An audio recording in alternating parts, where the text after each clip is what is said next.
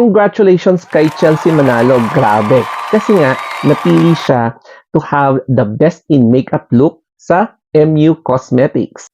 At bilang isang participant sa Miss Universe Makeup Workshop, binigyan silang lahat ng ganitong goods na nakalagay sa black na bag na ganyan. So, kung titignan natin, ano nga ba ang naman ng ganyang bag? So, eto na. So, mukhang relief goods pala yung laman ng ganyang bag. And for me, kung ako yung makakatanggap ng ganyan, sobrang laki ng pasasalamat ko kasi pwede ko nang i-share yan sa mga glam teams ko na laging nagpupuyat at lagi talagang binibigyan ako ng buhay, especially sa styling, sa glam, and even sa training kapag may vacant oras bago ako umattend sa mga events. If ever na contestant ako sa isang pageant. Pero eme lang yan, mga gaga. Pero syempre, I assume na mga makeup kits yung laman ng mga black bags na yan for personal use na mga nag-participate ng makeup workshop. Kung titignan nyo nga naman, malinis yung kanyang pagkaka-makeup sa sarili niya and ginagawa na niya mismo ito even before sumali siya sa mga beauty pageants such as Miss Universe Philippines, Miss World Philippines, and ginagawa na rin niya ito kapag nagmo-modeling siya. And nakikita natin siya sa mga mismong fashion runways, sa print ad models or print ads, and kahit saan pa natin makitang media na kung saan nakadisplay si Chelsea.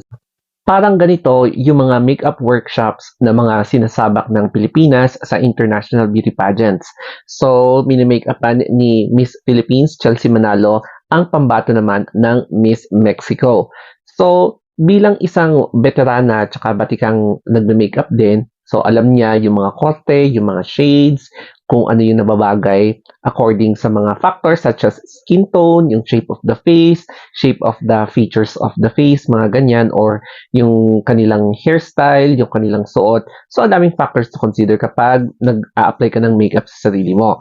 And in here, so, ina-apply din ni Chelsea kung ano yung mga natutunan niya sa kanyang mga nag-train, yung mga trainers niya, makeup trainers, and syempre, yung kanyang mga stylists or groomers.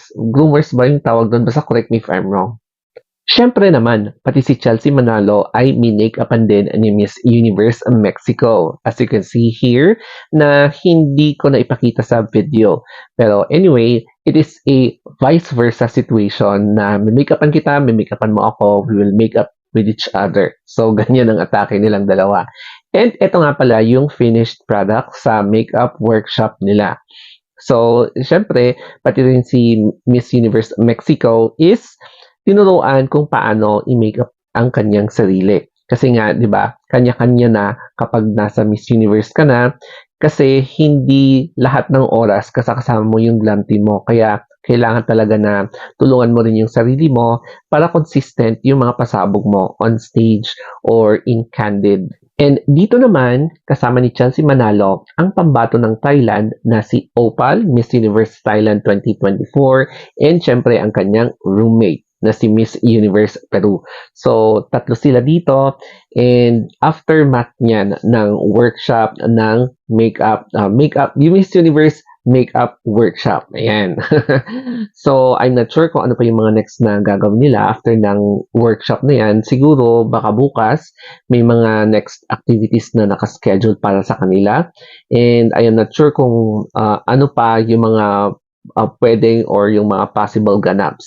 So, syempre, since gabi na ngayon and umaga na doon sa kanila, I am very sure bago na naman yung OOTD ng kanilang mga kandidata. So, abangan na lang natin yung next updates sa Miss Universe. So, probably day 10 na bukas. Okay? Don't forget to follow me din sa Instagram, The Story of Anthony. And syempre, pati sa aking other social media accounts, YT, FB, TikTok, Twitter. So, thank you and have a wonderful day. Abang na lang kayo sa mga next uploads ko.